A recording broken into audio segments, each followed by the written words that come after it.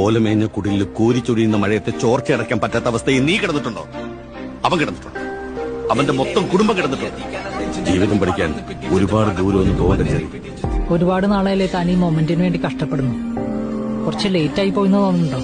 ഇല്ല, നമ്മളൊക്കെ മിഡിൽ ക്ലാസ്സിലെ സർ.